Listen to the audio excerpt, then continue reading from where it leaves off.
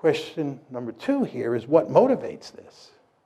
What motivates this is that Russia is a great power, and it has absolutely no interest in allowing the United States and its allies to take a big piece of real estate of great strategic importance on its western border and incorporate it into the West. This should be hardly surprising to the United States of America. As all of you know, we have a Monroe Doctrine.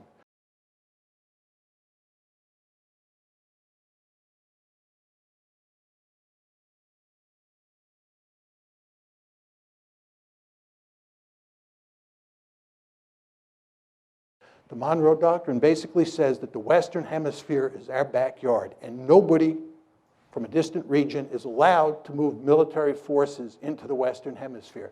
I can tell from looking at the audience that most of you are old enough to remember the Cuban Missile Crisis like I am. You remember how we went stark raving crazy at the idea of the Soviets putting military forces in Cuba? This is unacceptable. Nobody puts military forces in the Western Hemisphere. That's what the Monroe Doctrine is all about. Can you imagine 20 years from now a powerful China forming a military alliance with Canada and Mexico and moving Chinese military forces onto Canadian and Mexican soil, and us just standing there and saying, this is no problem. We're all 21st century people, and worrying about Chinese forces there is what 19th century people like Vladimir Putin worry about. Of course that's not going to happen. We're going to maintain the Monroe Doctrine with regard to China just as we did with the Soviet Union during the Cold War. So nobody should be surprised that the Russians were apoplectic about the idea of us putting Ukraine on the western side of the ledger. And by the way, they told us, I gave you the quotes, in the wake of the Bucharest summit. I told you what happened in August 2008 with the Georgia War.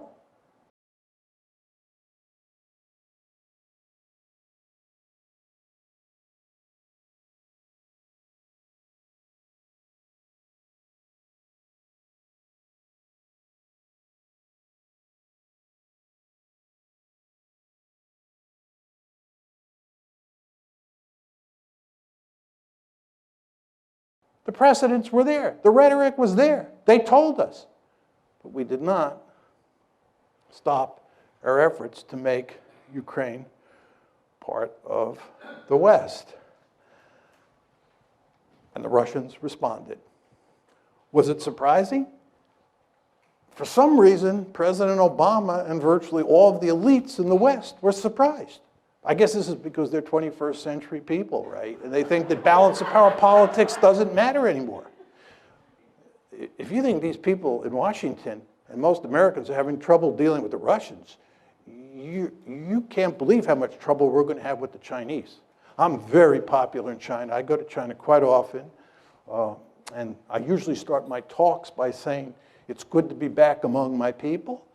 Because when I'm in China, I'm intellectually much more at home there than I am in Washington. Because in Beijing, much like in Moscow, you're dealing with 19th century people like me. Whereas in Washington, you're dealing with 21st century people. I think the Chinese are going to eat our lunch, right? Talk a bit about the conventional wisdom. Conventional wisdom is that Putin is the main cause of the crisis. Some say he's either crazy or irrational. Angela Merkel was making this argument for a while. He's bent on creating a greater Russia, and he bears marked resemblance to Adolf Hitler. I'll say a few words about each of these. I know a great deal about Adolf Hitler. I've written and I teach extensively on Nazi Germany's behavior in the 30s and during World War II. The idea that he bears any resemblance to Adolf Hitler is laughable in the extreme. It's hard to believe that serious people make that argument. The idea that he's bent on creating a greater Russia, I think if he could do it, he'd do it. He can't do it. Russia's a declining great power. And as I said to you before, if they were to try and create a greater Russia by invading Ukraine and by invading the Baltic states, they'd be jumping into the briar patch. In fact, again, if you want to wreck Russia, what you should do is tell them to try and create a greater Russia. It will lead to no end of trouble. I think Putin is much too smart for that, and he is in the process of wrecking Ukraine. I want to make that clear. And he's wrecking Ukraine because he's basically saying to the West, you can't have it, and I'll wreck it before you take it. Is he crazy or irrational? I don't think so. I think he's very strategic. And I don't think he's the main cause of the crisis, as I said to you. Another set of arguments associated with the conventional wisdom. This is that the United States is a benign hegemon seeking to promote European stability, seeking to promote stability in Asia, all over the globe, and so forth and so on. There are some countries like Japan and Germany, for sure, Poland, who view the United States as a benign hegemon. There are many countries out there who do not. Iran is one, China is another, and Russia is a third. They just don't see it that way. And because they don't see it that way, you should understand that when you take measures, you meaning the United States, that you think are going to be interpreted as benign, the other side will not see them that way. They will see them as threatening. This gets back to my point about democracy promotion. We believe democracy promotion is an unalloyed good, and we can't understand why people like Putin and the leaders in Beijing don't understand this, but they don't understand it. And if you don't recognize what other people think, you're incapable of putting yourself in their shoes, you're going to get yourself into a heck of a lot of trouble. And of course, that's exactly what happened here.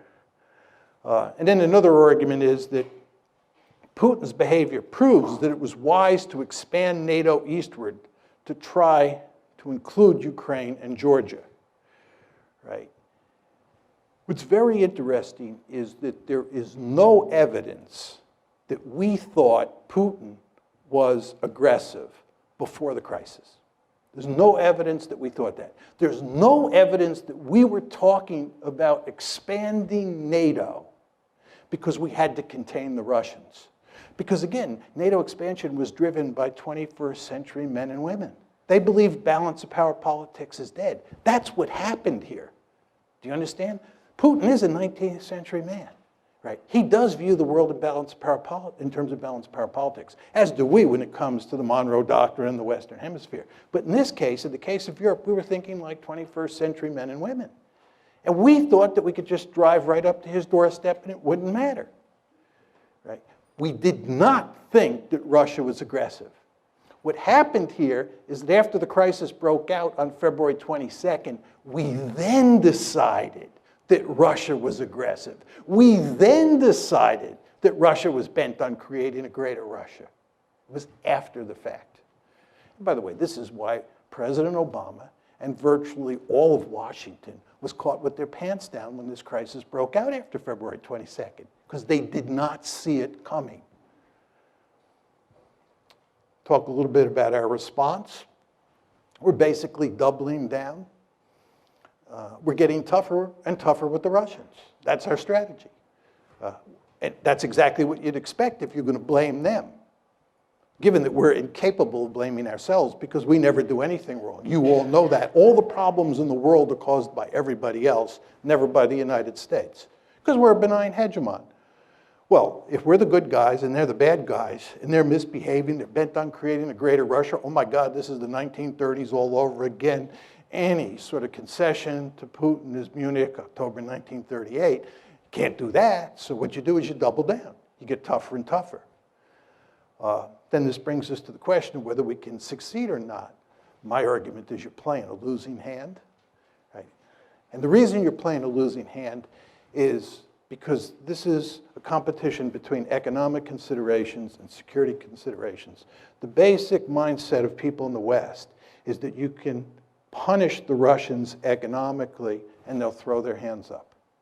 My argument is when security considerations are at stake, when core strategic interests are at stake, and there's no question, ladies and gentlemen, in Russia's case, this is a core strategic interest, countries will suffer enormously before they throw their hands up.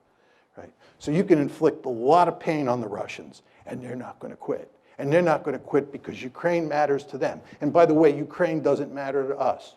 You understand there's nobody calling for us to fight in Ukraine. Even John McCain, who up until recently has never seen a war he didn't want to fight, right, is not calling for using military force in Ukraine. What John McCain is saying is that Ukraine is not a vital strategic interest for the West. That's what he's saying. It is a vital strategic interest for the Russians. They've made that perfectly clear, and not just Putin, right?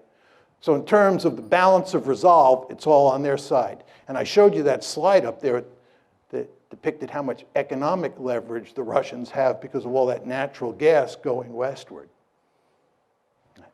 So we're playing a losing hand here. But let's assume that I'm wrong. Let's assume that we're playing a winning hand and that we are capable of backing Putin into a corner. And we're getting close to pushing him off a cliff. Is this good? You're talking about a country that's got thousands of nuclear weapons. And the only circumstance, really, under which states use nuclear weapons is when they're desperate, when they think their survival is at stake. So what you're talking about is putting Putin in a situation where he's desperate. And if you go home and Google Putin and nuclear brinksmanship, you'll be reading all the articles that come up for the next 2 years, right? Because he's making it clear that you're fooling around with his core strategic interests. And again, he's got thousands of nuclear weapons. So you're putting yourself in a position, right? You're putting yourself in a position where you're willing to risk a possible nuclear war over a piece of real estate, Ukraine, that is not of vital strategic interest to the United States.